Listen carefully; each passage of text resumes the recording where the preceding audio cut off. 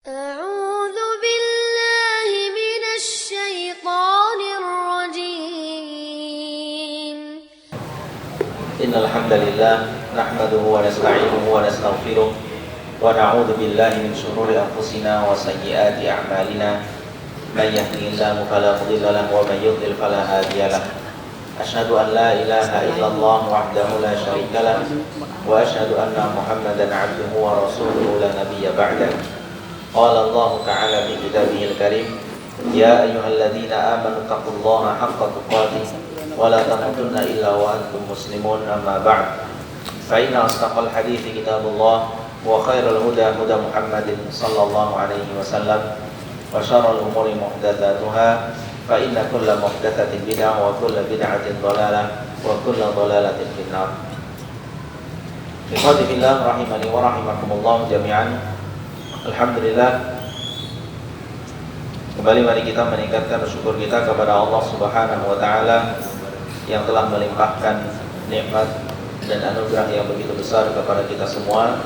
Semoga Allah Subhanahu wa taala senantiasa menambahkan nikmat-nikmatnya, nikmat iman, nikmat Islam, nikmat menjalankan perintah-perintahnya dan menjauhi larangan-larangannya. Semoga Allah Subhanahu wa taala menjadikan kita senantiasa istiqomah di jalan tersebut. Ikhwati fillah rahimani wa rahimakumullah jami'an. Kita akan melanjutkan bahasan kita dalam kitab Syarah Masail Jahiliyah, di mana kita sampai di poin yang ke-69. Halaman 194.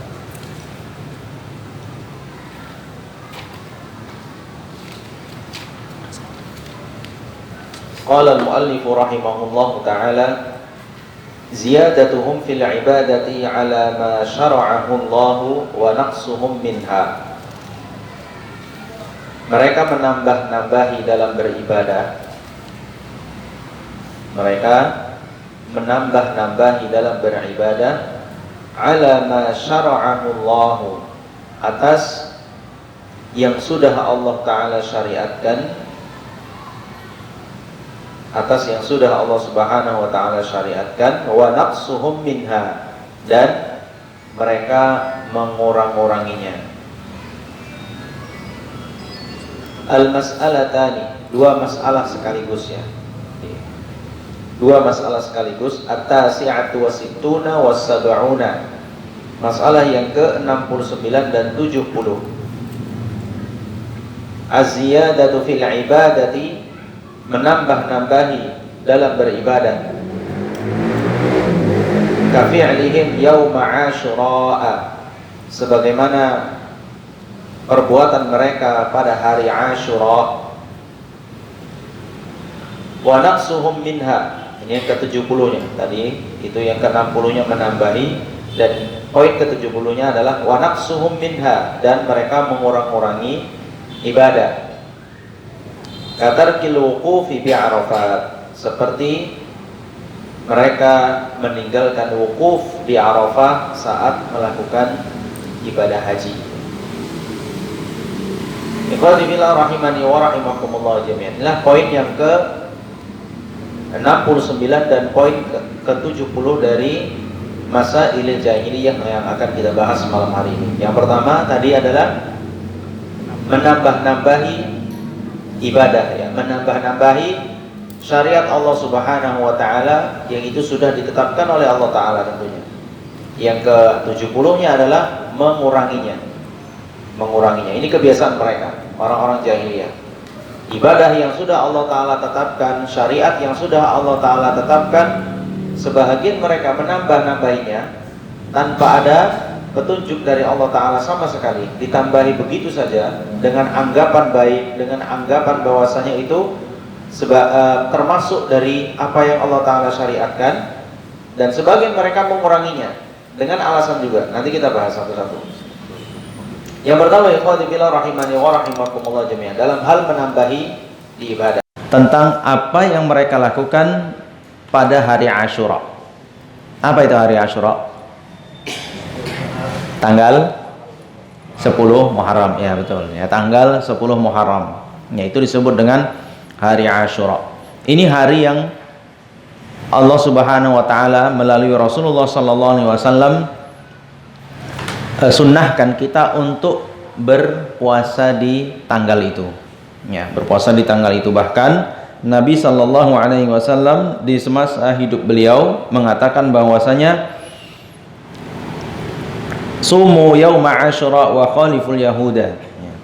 Berpuasalah kalian di hari Asyura dan selisihilah cara puasanya orang Yahudi, dan wasumu qablahu yauman au ba'dahu yauman. Kalian puasalah sehari sebelumnya atau sehari sesudahnya. Dalam riwayat lain Rasulullah SAW bersabda, la in baqitu ila qabilin la asumanna tasi'. Seandainya aku masih hidup tahun depan, pasti aku akan berpuasa di tanggal 9 Muharramnya. Nah ini ya. Ada historinya memang terkait dengan hari Asyura ini bagi orang Yahudi. Ya, orang Yahudi punya histori tersendiri tentang 10 Muharram ini. Di tanggal 10 Muharram inilah, ikhwati fillah rahimani wa rahimakumullah jami'an, terjadi peristiwa penenggelaman Firaun dan diselamatkannya Bani Israel dari kezaliman Firaun. Ya, kejadiannya yang sering kita dengarkan bagaimana ketika Nabi Musa alaihi salam membawa keluar Bani Israel dari Mesir, ya, ingin menjauh dari kezaliman yang dilakukan oleh oleh Firaun, lalu mereka dikejar oleh Firaun, tibalah mereka di Laut Merah, ya, dikatakan Laut Merah. Nah, lalu mereka terhalang di situ, nggak bisa lari lagi, mentok jumpa laut, ya, jumpa laut, nggak bisa kemana-mana. Sementara Firaun sudah mendekat dengan pasukannya dengan persenjataan lengkap. Nah, sehingga Allah Subhanahu Wa Taala perintahkan Nabi Musa alaihi salam untuk memukulkan tongkatnya ke laut, sehingga laut pun terbelah. Bukan hanya terbelah, airnya pun tidak membahayakan. Bukan hanya itu saja, jalanannya pun dibuat rata. Ya, beda ya kalau laut tiba-tiba disatkan, itu jalanannya kayak apa? Tetap aja repot itu kan, tetap aja repot. Pernah dapat kalau laut Pantai Cermin itu lagi surut, nah pernah ada yang coba jalan, repot, dengkul pun masuk itu, saking dalamnya lumpur. Nah begitu, tapi tidak waktu itu bagi Bani Israel. Mereka dibukakan laut yang lebar, nggak sempit satu gang itu aja, lebar dibuka sehingga orang itu bisa lewat tanpa berdesakan, dan jalannya pun dibuat mudah untuk dilewati. Jadi walaupun belum diaspal tapi ya gampang lah untuk dilewati, ya, belum diaspal memang. Jadi tapi bukan mudah lewati, sehingga mereka pun melewati Laut Merah begitu saja. Lewat sampailah di seberang, barulah Firaun. Firaun pun sebenarnya dari awal sudah keder, ya, sudah takut, ini apa-apaan ini, kayaknya jebakan ini. Kok laut tiba-tiba terbelah, sementara mereka sudah jalan, kami baru mau masuk. Nah, awalnya Firaun juga takut itu kan, ini kayaknya jebakan ini. Nanti aku lewat ditutup lagi, habis kan? Karena pengalaman-pengalaman sebelumnya dia udah tahu. Dia sudah dibuat airnya jadi darah, dibuat kodok di mana-mana. Itu sudah Allah Ta'ala tunjukkan mukjizat Nabi Musa padanya, sehingga dia pun mulai berpikir nih kayaknya lagi-lagi nih gitu kan, dikerjain lagi nih. Tapi itu tadi dia sudah hentikan kudanya. Namun dalam satu riwayat dikatakan ada malaikat yang diperintahkan Allah Ta'ala untuk tepuk kudanya. Jadi pantat kudanya ditepuk, tepak, lari kudanya. Nggak pakai disuruh oleh Firaun, lari kudanya. Ya pasukannya lihat Firaun jalan, susul sehingga mereka di tengah, Allah Ta'ala tutup kembali lautnya. Itulah hari keselamatan, selamatnya Bani Israel dari kejaran Firaun dan berakhirnya masa kezaliman Firaun terhadap Bani Israel. Inilah terjadi pada tanggal 10 Muharram, ya, terjadi pada tanggal 10 Muharram. Maka mereka jadikan 10 Muharram ini adalah hari yang khusus. Dan apa yang mereka lakukan? Mereka berpuasa di tanggal tersebut. Nah, ketika Nabi Shallallahu Alaihi Wasallam disampaikan berita itu kepada beliau Shallallahu Alaihi Wasallam bahwasanya orang-orang Yahudi, ya waktu itu di kota Madinah tentu ya, karena orang Yahudi sekitarnya tinggal di sekitar kota Madinah, sampailah berita kepada beliau, mereka tuh kalau tanggal 10 Muharram berpuasa. Karena itu tadi disebutkan sebabnya, historinya seperti itu. Apa kata Nabi sallallahu alaihi wasallam? Nahnu ahaqqu bi Musa minkum. Kami lebih berhak untuk meneruskan ibadah baiknya Musa alaihissalam dibandingkan kalian. Kalian ngaku-ngaku pengikutnya, tapi sebenarnya kalian mengkhianati Nabi Musa alaihissalam. Tidak seperti yang beliau ajarkan kalian lakukan. Tapi kami ini adalah yang sebenarnya meneruskan apa yang menjadi ajaran Nabi Musa alaihissalam, terutama dalam mengajarkan tauhid kepada umat manusia. Dan Nabi SAW mengenai 10 Muharram ini mengatakan, nahnu ahaqqu bi Musa minkum. Kami lebih berhak terhadap Musa, untuk membela Musa dibandingkan kalian. Makanya Nabi SAW perintahkan umatnya untuk berpuasa di 10 Muharram. Dan untuk menyelisihi orang-orang Yahudi, maka Nabi SAW tambahi, kalau bisa kalian berpuasa sehari sebelumnya atau sehari sesudahnya. Artinya 9 Muharram ataupun di tanggal 11 Muharram. Nah ini, tapi minimal 10 Muharramnya saja ya. Demikian ikhwati fillah rahimani wa rahimakumullah jami'an. Namun apa yang dilakukan Yahudi pada 10 Muharram ini, mereka tidak berhenti hanya berpuasa di bulan Ramadan itu saja, tapi mereka jadikan hari itu sebagai hari raya, hari lebaran.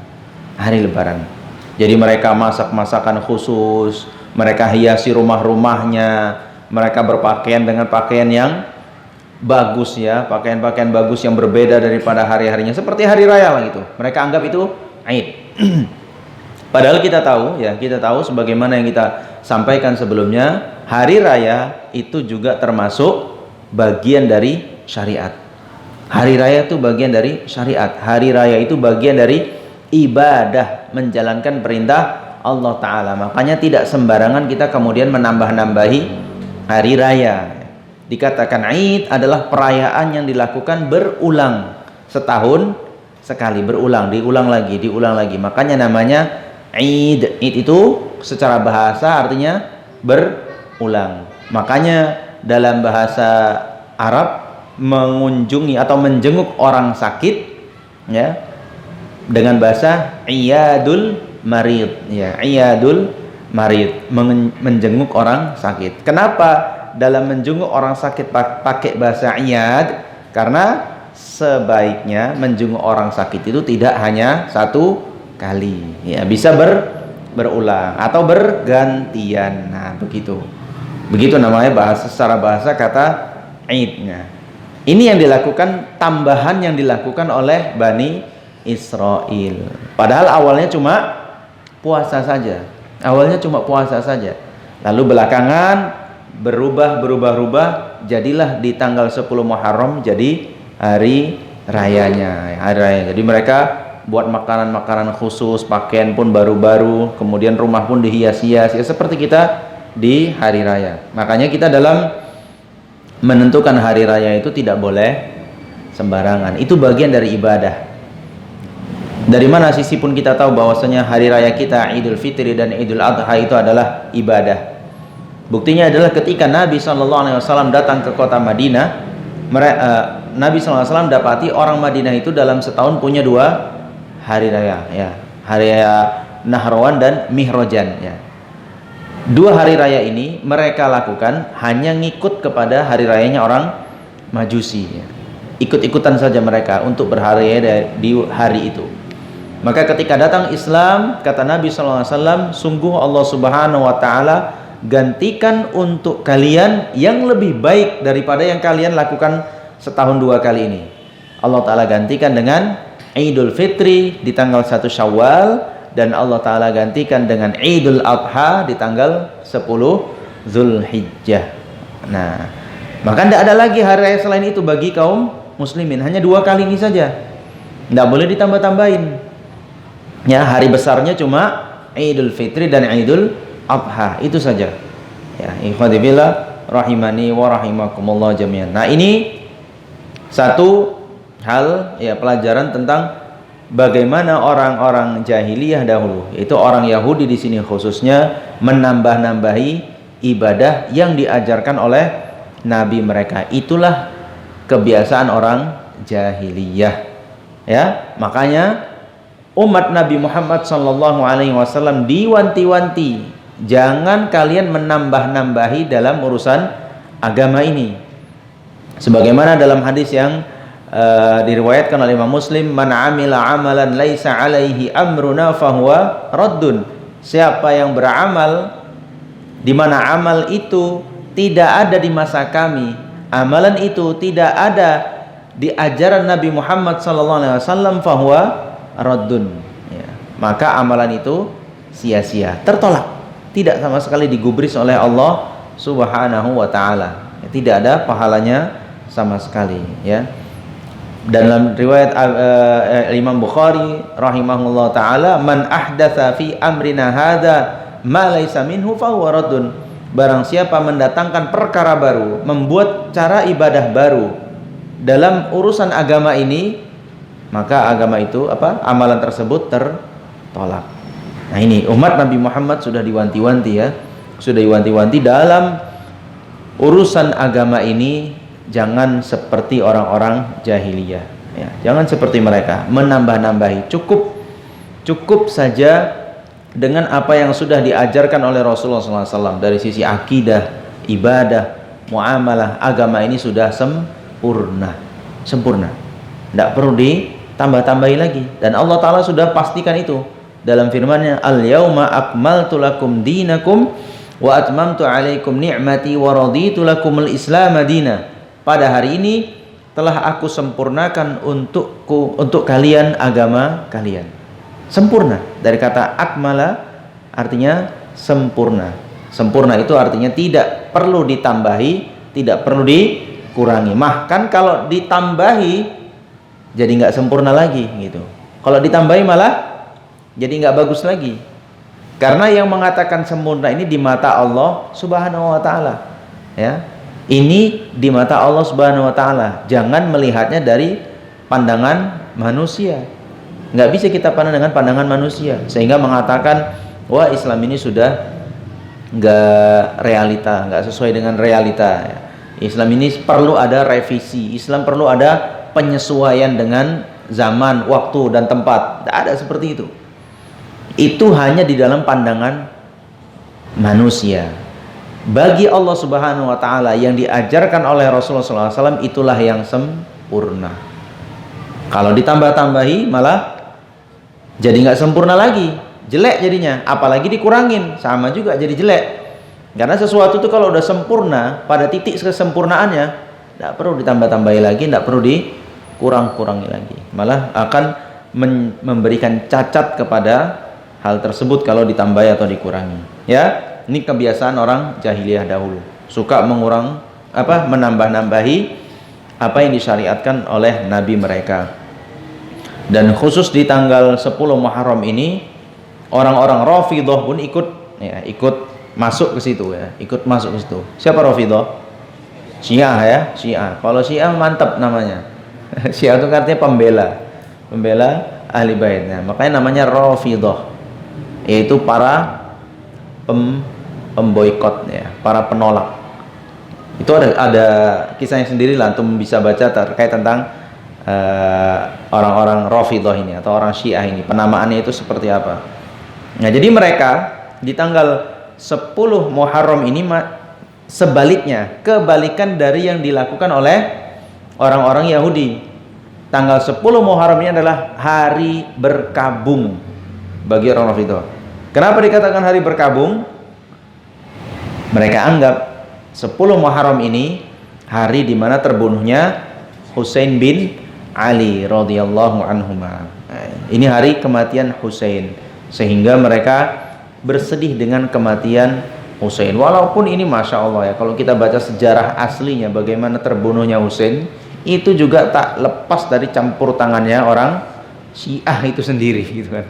Terbunuhnya Husain ini mereka sendiri yang, ya, sama kayak Bani Israel, ya kan, sama kayak Bani Israel, mirip-mirip orang tua, mirip-mirip.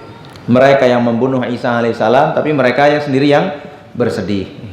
Itu mirip-mirip itu. Mereka sendiri yang membuat terbunuhnya Husain bin Ali radhiyallahu anhu, tapi mereka sendiri yang seolah-olah bersedih. Itulah. Jadi sehingga hari itu mereka lakukan ada perayaan kesedihan ya, sampai macam-macam ritualnya kan, macam-macam ritualnya, ada yang mengalirkan darah, ada yang pukul-pukul, minimal tampar-tampar muka, koyak-koyak baju, itu yang paling biasa. Itu level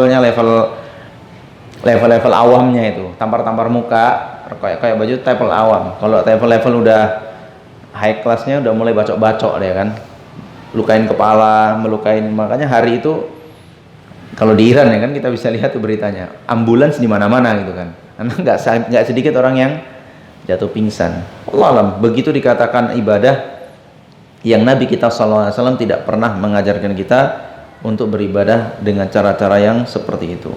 Ya, nah itu ikhwati fillah rahimani wa rahimakumullah jami'an, gambaran tentang bagaimana orang-orang jahiliyah menambah-nambahi agama mereka. Itu poin yang ke-69. Yang ke-70 mereka kurangi. Ya, di sisi lain ada lagi yang kebiasaannya mengurang-urangi ibadah.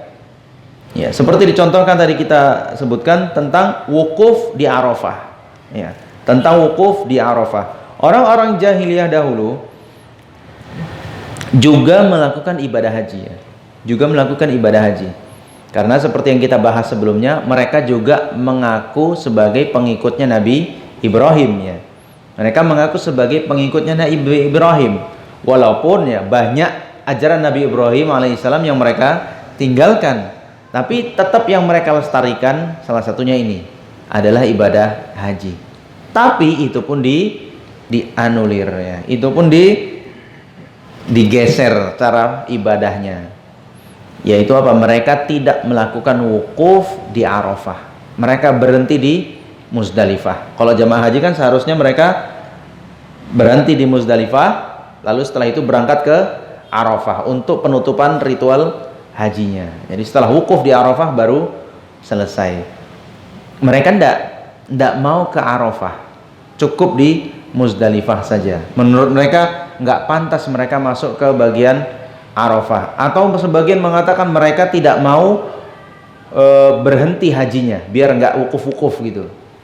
Berarti nggak mau berhenti hajinya. Macam-macam. Allah alam apa maksud mereka. Yang jelas mereka kurangi ritual hajinya itu. Makanya Nabi SAW mengatakan kepada umatnya, al-hajju al-wukuf bi Arafah. Haji itu adalah wukuf di Arafah. Makanya wukuf di Arafah masuk dari bagian rukun-rukun haji. Harus wukuf di Arafah.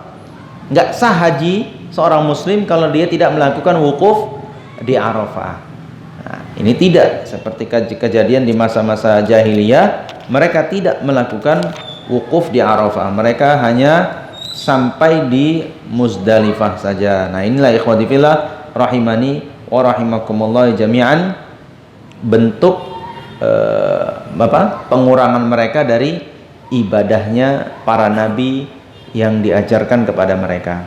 Nah, ini ikhwati fillah rahimani wa rahimakumullah jami'an. Inilah jadi kita ambil pelajaran. Ya, agama ini tidak boleh ditambah-tambahi dan tidak boleh juga dikurang-kurangi. Laksanakan saja seperti apa yang diajarkan oleh Rasulullah SAW. Cukup. Ya, simpel bagi kita. Salat beliau seperti apa, lakukan. Saum beliau seperti apa, puasanya seperti apa, lakukan.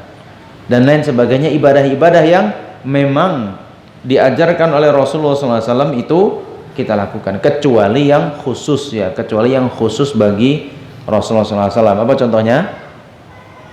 Istrinya lebih dari 4. Nah, itu jangan ikut-ikutan. Ini sunnah Nabi Ustaz. Lebih dari 4, 9 istri anak. Enggak ya, lagak 9, 2 aja mikir. Gitu. Jadi ada memang yang khusus bagi Nabi SAW. Tapi secara umum jika tidak ada pengkhususan bagi beliau SAW, maka cukup itu saja yang kita lakukan. Tidak perlu agama ini ditambah-tambahi ya. Dalam istilah lain kita katakan adalah perbuatan bid'ah ya. Perbuatan bid'ah. Bid'ah itu secara bahasa artinya apa? Sesuatu yang baru. Secara bahasa ya, sesuatu yang baru, namanya bid'ah. Makanya betul, mobil itu bid'ah Ustaz. Iya. Sepeda motor bid'ah Ustaz. Iya, itu kan. Baju koko ini Ustaz bid'ah juga. Iya. Karena di zaman Nabi memang tidak ada Tidak ada zaman Nabi kan mobil, baju koko, peci, nggak ada itu kan. Ini bid'ah, betul. Tapi ini bid'ah secara bahasa, artinya sesuatu yang baru. Tapi kalau dikatakan bid'ah dari sisi syariat, itu adalah menambah-nambahi dalam urusan agama. Jadi disempitkan ya, disempitkan dalam masalah agama, itu sesuatu yang baru dalam agama. Jadi jangan katakan, wah kalian bid'ah-bid'ah, tapi pakai mobil juga, bid'ah-bid'ah, kalian ajan pakai mikrofon juga, itu kan. Enggak, itu beda bid'ahnya itu kan. Itu bid'ah dari sisi bahasa, tidak masalah gitu kan. Tapi yang dimaksudkan bid'ah yang dilarang dalam agama adalah bid'ah dari sisi ibadah, urusan agamanya. Nah, kalau urusan agama ditambah-tambah, inilah bid'ah yang terlarang, nggak boleh ya ditambah-tambahi. Begitu juga misalnya gara-gara khurafat. Khurafat itu apa? Mitos ya, orang bilang katanya mitos, cerita-cerita orang katanya gitu. Ibadahnya dengan katanya gitu.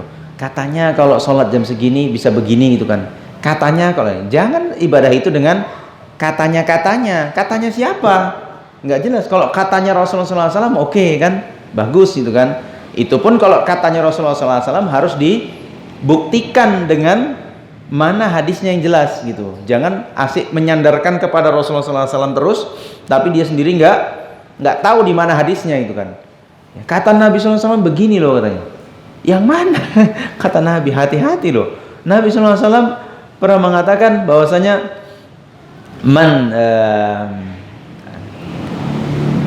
apa namanya itu?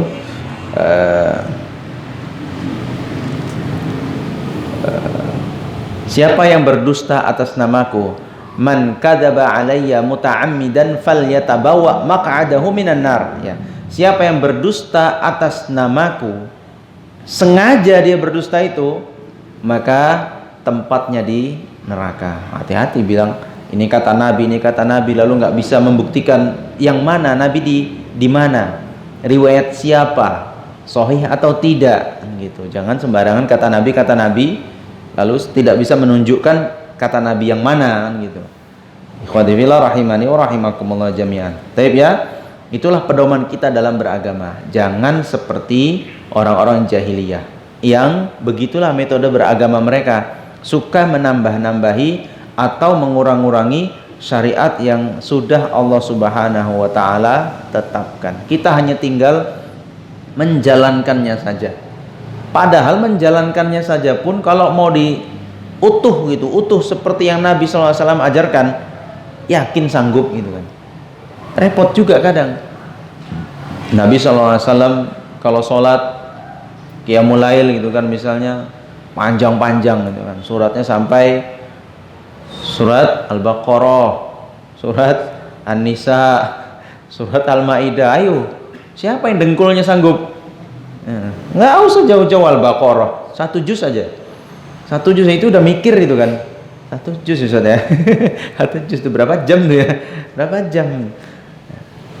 Kalau itu saja bisa kita laksanakan, itu udah luar biasa. Walaupun itu kita pun berat ya, berat. Siapa yang sanggup infaknya kayak Rasulullah SAW? Siapa yang sanggup? Berat. Nabi SAW adalah orang yang tidak ada satupun orang datang minta kepada beliau SAW lalu pulang dengan tangan kosong, kecuali memang beliau nggak punya apa-apa lagi. Siapa yang sanggup? Orang datang ke rumah antum, Mbak, anak nggak punya sepeda motor. Bapak sepeda motor ini STNK nih, buku hitamnya pulangan kan. Wah, anak nggak punya kompor. Ambil kompor tuh kan. Wah, anak nggak punya kipas. Nah, siapa yang berani kayak gitu coba? Biar kita datangi rumah. Siapa yang sanggup? Nabi SAW sanggup kayak begitu. Selesai dapat harta ghanimah ya, harta rampasan perang 1/5 untuk beliau SAW, itu rame-rame orang datang itu, nggak tanggung-tanggung. Datang mau apa ambil, ambil, sampai nggak ada lagi untuk beliau SAW. Begitu Nabi SAW. Nah, itu sanggup nggak tuh? Baru gajian nih tanggal 1 kan, tanggal 1 udah datang kawan, bang bisa ngutang? Nggak usah ngutang, aku kasih. Berapa butuh? 2 juta, ambil pulang, kan? Berapa nomor rekeningmu? Aku kirim, kan? Nah, siapa yang bisa kayak gitu? Biar kita datangi. Biar kita datangi, mumpung masjid pada butuh infak semua ini.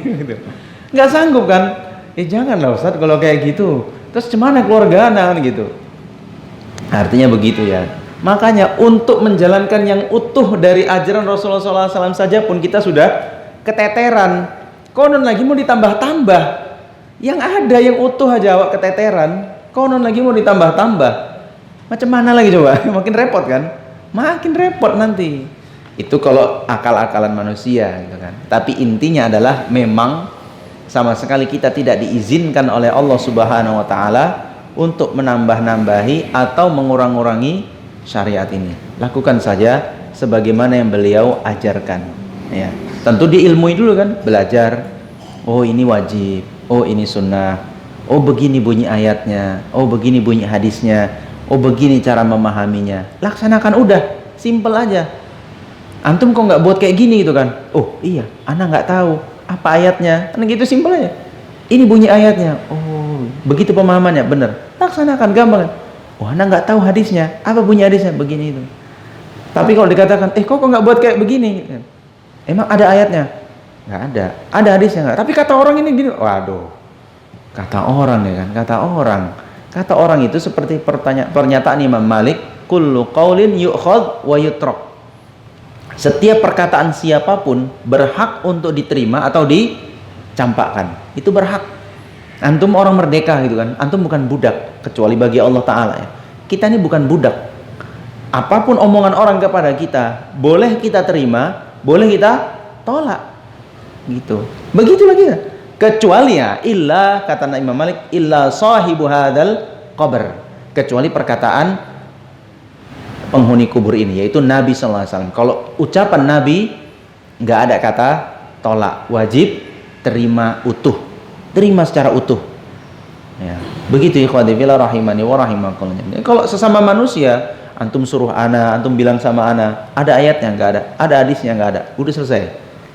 Ana bisa berpendapat, antum juga bisa berpendapat, gitu ya kan. Antum bisa, ada bos antum datang itu kan, kamu kerjain itu. Ini pernyataan boleh diterima, boleh ditolak. Saya milih nggak mau. Ya nggak apa-apa, nggak usah kerja sini. Kerja tempat lain. Nggak apa-apa. Saya orang merdeka, bisa saya cari kerjaan lain. Gitu. Katanya kan orang merdeka kan? Gitu. Ya nggak apa-apa, bener kan? Kalau antum nggak turuti perkataan bos antum boleh kan? Boleh. Nggak apa-apa. Paling ya itu gaji potong, paling kan? Paling disuruh pindah ke tempat lain itu kan? Gitu saja kan? Berdosa? Enggak berdosa gitu, kecuali dalam perkara-perkara yang sesuai dengan syariat. Nah, sholat antum itu kan, antum siapa nyuruh sholat itu? Itu Allah Ta'ala yang perintahkan, cuma ana menyampaikannya saja gitu. Ya demikian ikhwati fillah rahimani wa rahimakumullah jami'an. Agama ini sudah sempurna, tidak perlu lagi penambah-nambahan dan tidak perlu lagi dikurang-kurangi. Laksanakan saja seutuhnya seperti yang Nabi kita sallallahu alaihi wasallam ajarkan. Poin berikutnya yang ke-71. Tarkuhum ma aujaballahu alaihim min babil wara. Mereka meninggalkan perkara yang Allah Ta'ala wajibkan atas mereka dengan beralasan wara'. Nanti kita jelaskan wara' ini. Mereka meninggalkan perkara yang Allah Ta'ala wajibkan atas mereka dengan beralasan wara'. Al-mas'alatul hadiyatu was-sab'una, masalah yang ke-71. Tarkuhumul wajiba wara'an. Mereka meninggalkan perkara wajib beralasankan wara' ya. Ikhwati fillah rahimani wa rahimakumullah jami'an. Contohnya ini seperti yang pernah ana sampaikan. Jadi ini memang salah satu kebiasaan orang jahiliyah. Mereka meninggalkan padahal perkara itu perkara wajib, tapi mereka tinggalkan karena alasan wara'. Apa itu wara'? Wara' sebagaimana yang didefinisikan oleh para ulama adalah meninggalkan perkara-perkara yang syubhat. Meninggalkan perkara-perkara yang syubhat. Artinya apa? Bukan hanya haram ini, bukan hanya haram. Kalau haram udah mesti ya, suatu kemestian bagi setiap muslim untuk meninggalkan perkara-perkara yang haram. Tapi wara' levelnya lebih tinggi dari ini, yaitu apa? Jangankan yang haram, Yang syubhat pun kalau dia nggak yakin, dia tinggalin. Nah, ini ada keutamaan tersendiri ya bagi seorang muslim untuk bersifat wara', meninggalkan perkara-perkara yang syubhat. Termasuk di sana hal-hal yang mubah kalau berlebihan. Bagi orang-orang yang wara', mubah itu kalau dilakukan berlebihan, karena itu tadi orang terlalu berlebihan dalam hal-hal yang mubah akan mudah terjatuh dalam perbuatan yang haram. Contohnya apa? Ngobrol misalnya. Hukumnya apa ngobrol? Mubah. Tapi kebiasaannya orang kalau kebanyakan ngobrol, ujung-ujungnya apa? Jatuhnya bisa gibah, jatuhnya bisa tertawa terbahak-bahak, ya kan? Jatuhnya bisa kepada mencela orang dan lain sebagainya. Nah, gitu ya. Atau canda yang dusta. Nah, bagi orang-orang yang wara', ini dia tinggalin. Ini dia tinggalin. Walaupun mubah gitu kan. Tapi kalau ngobrol sewajarnya, dia masih mau. Cuma kalau udah berlebihan nih, obrolannya udah nggak kondusif lagi nih, tinggalin. Dia akan tinggalkan. Begitu wara' ya. Begitu juga kalau dia dapat perkara-perkara yang syubhat. Ada makanan nih di atas meja. Waduh. Halal haram. Tinggal-tinggal nggak ada orang, kan gitu. Punya siapa? Mau minta izin nggak ada orang. Tiba-tiba ada makanan di atas meja. Makan nggak? Bagi orang wara' ini akan dia tinggalkan. Karena dia bagi dia ini masih syubhat. Dia hanya mau mengkonsumsi kalau jelas halalnya. Ya, dia hanya mau konsumsi, dia hanya mau ambil kalau dia tahu jelas itu halal. Ya. Itu pun ya itu tadi. Halal sekalipun, mubah sekalipun, ya. Kalau sudah berlebihan dia akan tinggalkan. Nah, hebat ya orang wara' ya. Hebat. Makanya kita berusaha kalau bisa punya sifat wara' seperti itu. Jadi bukan hanya levelnya meninggalkan yang haram saja, tidak. Naik level sedikit ke tingkat wara', meninggalkan perbuatan-perbuatan yang bisa ya, punya indikasi ya, punya arah kalau ini akan terjatuh pada perbuatan yang haram. Nah, itu dia. Itu level wara'. Belum lagi haram itu ya. Ingat ya, belum lagi haram. Tapi dia punya feeling, dia punya indikasi ini bisa jadi walaupun 50-50. Ini bisa jadi halal, bisa jadi haram. Tapi bagi orang wara' enggak. Ini akan dia tinggalkan. Nah, begitu ya. Ikhwati fillah rahimani wa rahimakumullah jami'an. Nah, ini orang Yahudi dulu ya, atau orang-orang jahiliyah dahulu, mereka tinggalkan perkara wajib. Alasannya wara'. Contohnya yang diambil adalah seperti yang pernah kita bahas tentang salah satu ritual haji yang dilakukan oleh orang-orang jahiliyah. Mereka tawaf ya di Ka'bah, mereka menghalalkan walaupun tanpa pakaian ya, telanjang. Salah satu alasan mereka kenapa? Alasan mereka kan seperti yang sudah pernah bahas sebelumnya, bahwasanya mereka menetapkan untuk mereka sendiri, siapa yang mau tawaf di Baitullah harus mengenakan pakaian orang Mekah, karena dianggap pakaian orang Mekah ini pakaian yang suci ya. Pakaian yang suci karena pakaian yang dibuat di tanah haram dan itu pakaian yang suci. Jadi siapapun yang ingin tawaf di Ka'bah harus pakai pakaian yang dibuat oleh orang Mekah, itu saja. Kalau nggak sanggup, maka dia tawaf tanpa pakai sehelai benang pun.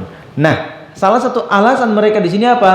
Kata mereka, mereka tidak mau tawaf dengan pakaian yang mereka gunakan juga untuk bermaksiat kepada Allah Ta'ala. Mantap ya, mantap alasannya. Jadi mereka teringat, kayaknya baju ini pernah ku bawa untuk maksiat, nggak maulah ku pakai untuk tawaf. Atau nggak yakin dia, kayaknya baju ini yang pernah ku pakai untuk maksiat, nggak mau aku tawaf pakai ini. Artinya semua pakaiannya dia nggak mau pakai, karena berkemungkinan pakaian-pakaian yang pernah dia pakai itu dia bawa untuk bermaksiat kepada Allah Ta'ala, sehingga dia nggak mau pakai baju itu. Keren ya alasannya ya, keren. Seolah-olah wow, sangat menjaga diri, suci, wara', luar biasa. Tapi ini jahil. Nah, sekali lagi nih jahil, karena tidak ada Nabi Ibrahim alaihissalam pun mengajarkan mereka sampai seperti itu. Itu mereka buat-buat sendiri. Nah, itu mereka buat-buat sendiri. Dengan ketakutan jatuh kepada hal yang diharamkan oleh Allah Ta'ala, mereka tinggalkan amal soleh. Atau mereka melakukan yang menyelisih amal soleh. Gimana contoh wakilnya sekarang ya? Contohnya sekarang seperti apa yang terjadi kepada manusia? Contoh misalnya apa? Sana ada kotak amal tuh ya. Sana ada kotak amal. Mau sedekah nih kan? Mau sedekah. Udah keluar, yang merah ini udah keluar nih. Yang merah udah keluar, udah mau dimasukin, kawan lewat. Masukin lagi, nggak jadilah. Kok nggak jadi, kenapa? Nanti riya. Nah, takut aku nanti riya. Nggak mau aku amal ditengok orang. Akhirnya apa? Batal sedekahnya. Batal sedekahnya. Masuk masjid, ya kan? Udah mau sholat tahiyat masjid nih. Udah mau sholat tahiyat masjid, udah mau takbir, kawan datang. Nggak jadi sholat lah. Kenapa kau nggak jadi sholat? Khawatir aku ada kau. Nanti riya muncul dalam hatiku. Aku ingin sucikan diriku dari riya. Jadi nggak jadi sholat nih? Enggak, besok aja sholatnya. Nunggu masjid sepi. Lah kapan masjid sepi, Mas? Kan gitu. Namanya ajan berkumandang. Semua orangnya datang. Jadi ente nggak sholat tahiyatul masjid? Enggak, nggak mau anak. Biar aja, nggak takut riya. Masya Allah gitu kan. Macam-macam ya, macam. Antum kok nggak pernah sholat di masjid lagi gitu kan? Kemarin rajin antum sholat masjid. Iya, ana udah bahas tentang bab riya dan sum'ah. Nggak mau anak ke masjid. Nanti orang tahu anak ke masjid. Jadi nanti dibilang, wah orang alim, orang soleh. Nah nggak mau kayak gitu. Ana mau sholat di rumah aja.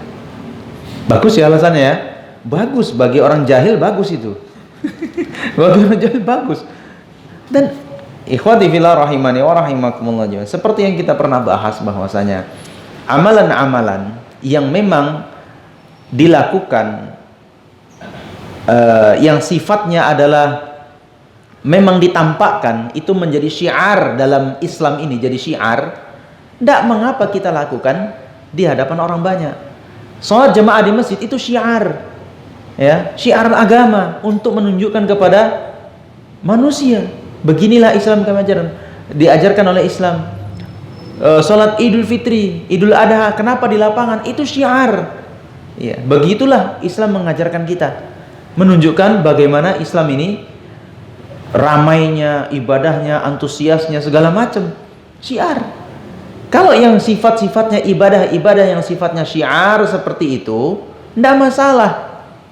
Jadi gimana Ustaz dengan hati riya, nanti sum'ah gitu kan, ingin dipuji-puji orang itu kan, itu urusan kita kepada Allah Ta'ala. Maka tata hatinya, ya tata hatinya, tinggal bagaimana kita mengikhlaskan niat. Ya disitulah tantangannya, disitulah yang harus kita perbaiki dari diri kita.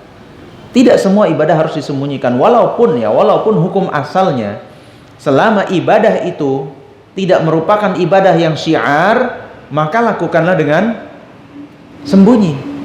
Misalnya apa? Sholat sunnah, benar lakukan di rumah. Tapi kalau misalnya kayak tadi sholat tahiyatul masjid yang memang cuma dilakukan di masjid, nggak mungkin aku masuk masjid sholat tahiyatul masjid di rumah. Dan itu jadi tahiyatul bait jadinya. Ya, tahiyatul bait jadinya tahiyatul manzil. Itu nggak benar. Karena memang posisinya tahiyatul masjid, masuk masjid sholat sunnah 2 rakaat. Nah begitu memang. Mau gimana lagi? Tapi kalau kayak sholat sunnah rawatib, ya, misalnya sholat sunnah qobliyah atau ba'diyah, bisa dilakukan di rumah. Itu yang terbaik di rumah. Sholat tahajud di rumah, sholat duha di rumah, ya, sama sholat witir di rumah. Sholat sunnah ini yang memang tidak ada syiarnya untuk dilakukan nampak oleh orang lain di rumah. Beda dengan misalnya qiyamul lail, sholat tarawih, itu memang syiarnya di masjid, itu bagian dari syiar. Nabi SAW ajak umatnya untuk melakukan jamaah di masjid. Nah begitu. Jadi kalau dia bagian dari syiar, tidak apa-apa kita lakukan. Tapi hukum asalnya kalau ibadah itu bukan syiar, bukan bagian yang harus ditampakkan, lakukan dengan sembunyi. Begitu juga ibadah-ibadah yang sifatnya bukan syiar, boleh ya, boleh kalau kita mau tampakkan kepada orang lain dengan tujuan memotivasi, boleh. Tujuan yang memotivasi. Misalnya tadi infak itu, kenapa nggak jadi? Udah jadikan aja. Tinggal luruskan niatnya. Mudah-mudahan dengan menampak kita berinfak, orang lain juga terdorong hatinya untuk infak gitu kan. Kadang kan kita begitu, nunggu kawan gitu kan, nunggu kawan. Masuk masjid, sholat tahiyatul masjid, tengok-tengokan dulu. Ada yang sholat nggak? Begitu ada yang sholat, sholat. Ya kadang itu dia memberi motivasi. Kan dapat pahala tuh motivasinya kan. Mau masukkan kotak infak, malu-malu gitu kan. Begitu ada yang mulai, serp, wah yang lain pun ngikut. Sebagaimana itu yang juga terjadi di zaman Rasulullah Sallallahu Alaihi Wasallam. Jadi tidak apa-apa kalau tujuannya memotivasi orang lain untuk melakukan ibadah yang sama, nggak apa-apa. Nuntut ilmu gitu kan, Ustaz, karena mulai sekarang belajarnya daring aja loh Ustaz. Nuntut ilmunya daring. Roja udah ada, ya kan? Rosa TV sudah ada, Hasil TV sudah ada, Ustadz seluruh Indonesia ngisi di situ Ustadz. Kemudian udahlah, anak nggak mau riak Ustadz, belajarnya di rumah aja, YouTube, pakai YouTube. Boleh nggak seperti itu? Nggak apa-apa, ya nggak apa-apa. Tapi kan gitu juga, antum akan kehilangan fadilahnya majelisnya. Fadilah majelis ini ada. Beda lah antum belajar di depan televisi, di depan layar, di depan pakai HP, dengan duduk di sini. Ya, kalau di rumah anda nggak yakin antum sekhusyuk ini, nggak yakin anda. Ada yang di rumah belajar gitu kan, tengok misalnya live Ustadz Syafiq misalnya, hari Ahad jam 9 ikut daurahnya, antum pakaiannya rapi kayak gini, pakai lobe depan TV, pegang buku nyatat gitu kan, nggak yakin. Yakin? Yang ada apa? Kaos oblongan, kadang belum mandi, dipetentengi lagi ustadznya, nggak suka ganti kan, nggak enak ustadz ini, nggak ada lawak-lawaknya, ganti kan. Iya kan? Yang ada kurang ajar malah ustadz diganti-ganti, citit. Lagi mau ngangkat telepon, dipelani suara ustadznya, pelan ustadz ya, jangan ribut, mau nelpon, gitu. Siap nelponnya, kuat lagi ustadz, kuat lagi, kuat lagi. Yang ada kurang ajar ya, kalau syukur ustadznya aja nggak nampak ya. Itulah nampak ya, ustadznya nggak nampak soalnya. Kalau nampak gawat. Nggak mungkin lah bisa fokus ini, nggak yakin. Belum lagi seriusnya ya kan. Mau ini sedikit, ada cemilan maunya, taruh kopi kan, ini. Cemilan habis, kopi habis, catatan nggak ada, kosong. Lebih khusyuk menikmati kopi dan cemilannya. Gitu. Buktinya apa? Kalau habis kecarian ya, habis nih, lagi, lagi. Begitu ikhwati fillah rahimani wa rahimakumullah jami'an ya. Jadi jangan beralasan ya dengan warok tadi ya, dengan warok tadi kemudian kita meninggalkan ibadah, tidak. Urusan ikhlas itu adalah urusan hati. Memang benar ikhlas ini sulitnya, sulit. Ikhlas itu sulit. Sekali berulama pun mengatakan bahwasanya ma'alajtu syai'an asyaddu min niyyati. Ya. Sufyan Ats-Tsauri mengatakan seperti itu. Ma'alajtu syai'an asyaddu min niyyati. Tidak ada satu perkara yang paling sulit untuk aku perbaiki daripada niat ini. Repot memang. Repot mengelola hati itu repot, yang sifatnya itu berbolak-balik. Ya. Dalam satu detik itu bisa bolak-balik itu ya, berubah-ubah. Ikhlas, riya, ikhlas, sum'ah, macam-macam. Apalagi menjaga hati dalam ibadah ini itu berlaku sebelum, ketika, dan sesudah, ya kan?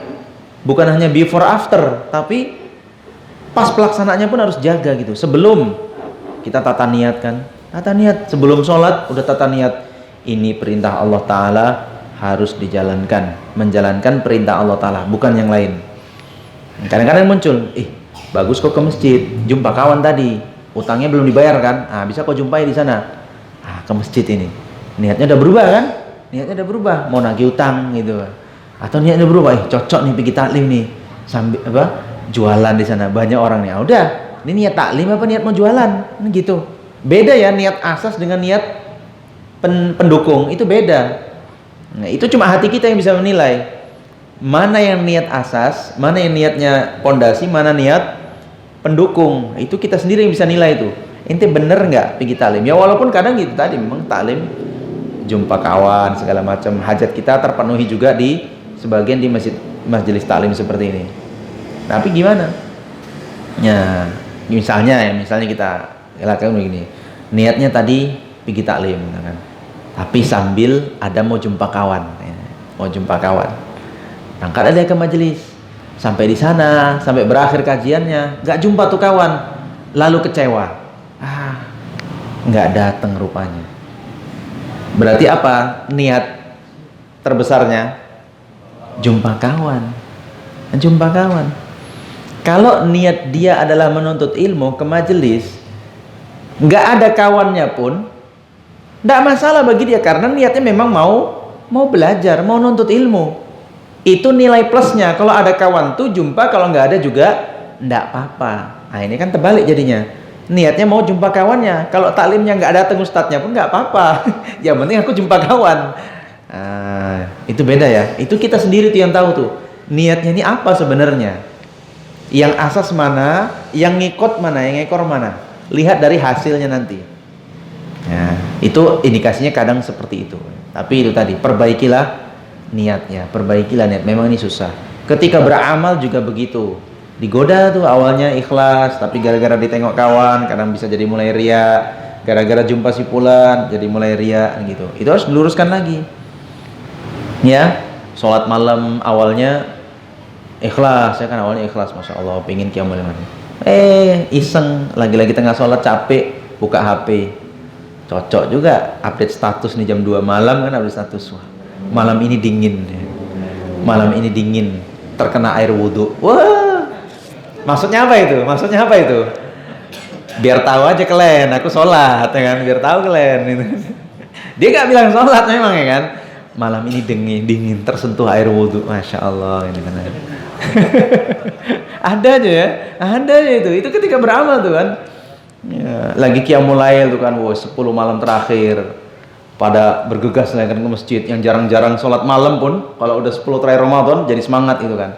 Wah, jam 3 pagi foto mushaf cekrek, nggak ada ngomong apa-apa tuh, foto mushaf aja jam 3 malam cekrek. Apa tujuannya coba? Baca Quran dia dari mana gitu. Memang nggak ada di bawah catatannya, nggak ada. Cuma kan hati itu, masya Allah ya, seberat itu kita menjaga ikhlas. Memang seberat itu. Ya jadi hati-hati menjaganya gitu kan. Udah susah apa zaman sekarang ya, yang sangat mudah ya, medsos itu kan. Begitu juga setelah amal. Setelah amal itu masya Allah, bukan hanya sehari 2 hari, bahkan bertahun-tahun pun kadang kita digoda lagi untuk menghancurkan amal hari itu.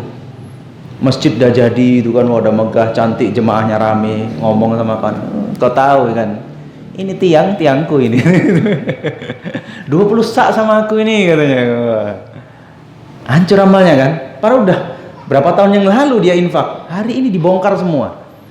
Untuk apa gitu kan? Ya sudah, lupakan saja. Nah memang itu tadi berat ya. Kita nggak katakan mudah menjaga ikhlas ini, berat ya. Sekali para ulama pun mengatakan itu sangat berat. Hanya orang-orang jahil saja yang mengatakan ikhlas itu urusan sepele, urusan mudah. Memang berat, tapi itulah yang kita perjuangkan sampai mati. Itulah dia. Karena Allah Ta'ala firman, wa ma umiru illa liya'budullaha mukhlisina lahuddin. Tidaklah kalian diperintahkan ya, kecuali untuk beribadah kepada Allah Ta'ala dengan ikhlas. Ya itu memang teorinya mudah, tapi pelaksanaannya memang berat. Ini yang perlu dijaga ya, dikawal sebelum, ketika, dan sesudah. Dikawal terus. Jangan sampai melenceng dari niat kepada Allah Ta'ala. Ya, memang berat. Jadi kalau ada hal-hal yang memang perlu kita lakukan tadi, jangan batalkan amal cuma gara-gara beralaskan takut riya. Al-Imam Fudail bin Iyad rahimahullahu ta'ala mengatakan bahwasanya tarkul amal ya, khasyatar riya fahuwa riya. Seorang meninggalkan amal karena takut riya, itu sendiri sudah jatuh dalam perbuatan riya. Iya kan? Aku nggak mau sombong, nanti dibilang orang dermawan, makanya nggak jadi aku infak tadi. Tadi udah 1 juta aku siapkan gitu kan. biar kau tahu aja. Tapi nggak jadi. Tapi nggak jadi, cerita lagi. Amalnya tak ada, riaknya udah duluan gitu. Jadi begitu. Jadi jangan khawatir dengan hanya ditakut-takuti riak, hanya ditakut-takuti. Apalagi cuma kenapa kau nggak sholat malam? Gelap kali kamar mandiku, gitu kan. Jadi takut. Ya Allah, betul-betul mau sholat malam, rupanya takut sama apa? Yang itu ya, yang muka lepes, mata berapi, macam-macam lah gambaran orang. Hal yang nggak mutafak alaih itu. Khilaf semua orang kan. Untuk urusan itu khilaf semua. Di kampung ini bentuknya kayak begini, di kampung ini bentuknya kayak gitu. Nah begitu ya ikhwati fillah rahimani wa rahimakumullah jami'an. Ini yang harus kita jadikan pelajaran ya. Ini kebiasaan orang-orang gagalkan amalan dengan alasan wara'. Ya, wara' itu bagus. Wara' itu sifat yang terpuji. Tapi kemudian kalau ini dijadikan alibi, kalau ini dijadikan sebuah alasan untuk membatalkan satu amal, maka ini penempatan sesuatu tidak pada tempatnya. Inti salah pakai dalil wara' di sini.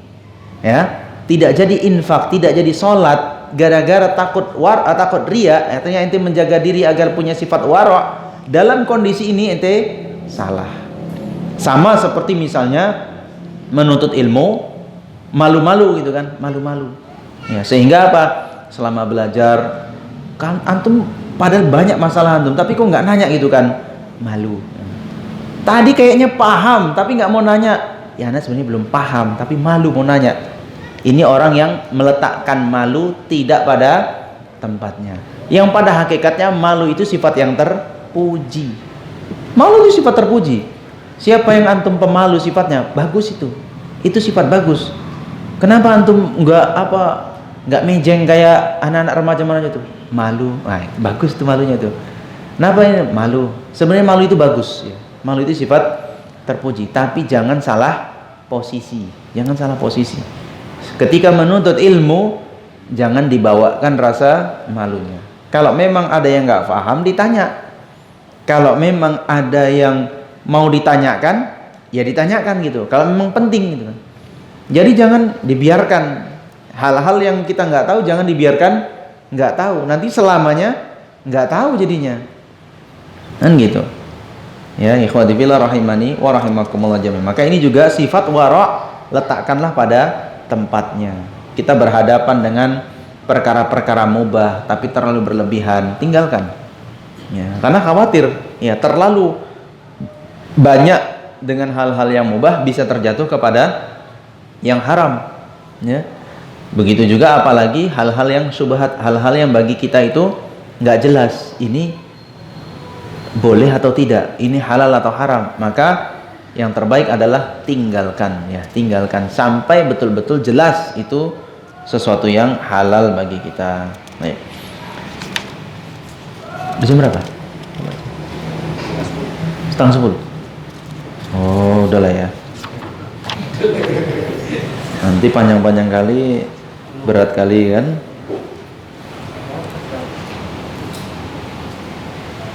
Udahlah, kita sambung minggu depan aja ya. Karena setelahnya pun 2 poin lagi gitu.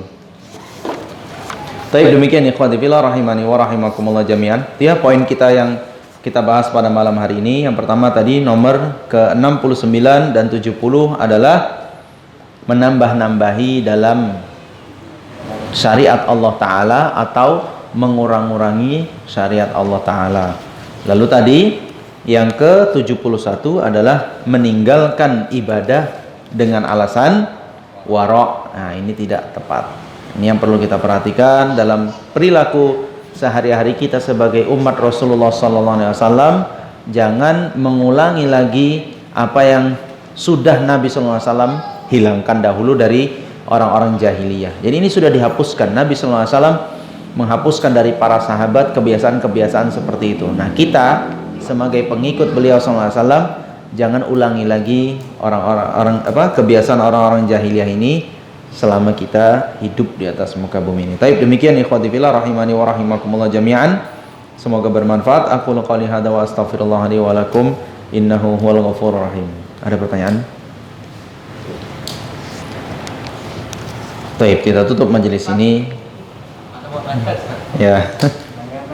Tadi kan itu Ustaz, yang terakhir pembahasannya tadi kan ada Ustaz bilang semacam riak halus. Saya nangkap Ustaz.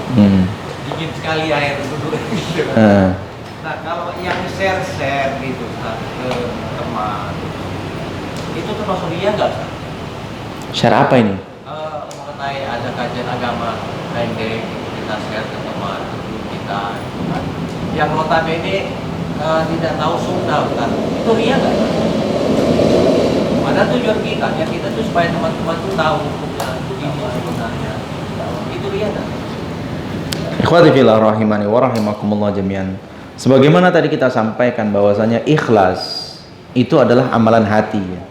Ikhlas itu amalan hati. Riya itu juga tempatnya di hati. Nggak bisa kita nilai orang dari sisi zahirnya. Kita tebak, wah antum nggak ikhlas nih ya. Wah ini orang ikhlas banget gitu kan. Itu nggak bisa. Terkadang orang nampaknya ikhlas padahal hatinya nggak ikhlas. Kita juga pernah ya dengar sabda Rasulullah SAW, siapa orang yang pertama kali akan merasakan panasnya neraka? Siapa itu? Para mujahidin. Kedua, orang-orang dermawan. Tiga, para penuntut ilmu, orang-orang alim atau orang-orang yang pandai membaca Al-Quran. Tiga-tiganya ini, yang amalan tiga ini adalah amalan-amalan super ya. Jihad fisabilillah, amalan super. Itu jalan singkat, jalan pintas menuju surga. Sebentar pun antum nanti mati di medan perang, surga balasannya. Itu amalan-amalan super.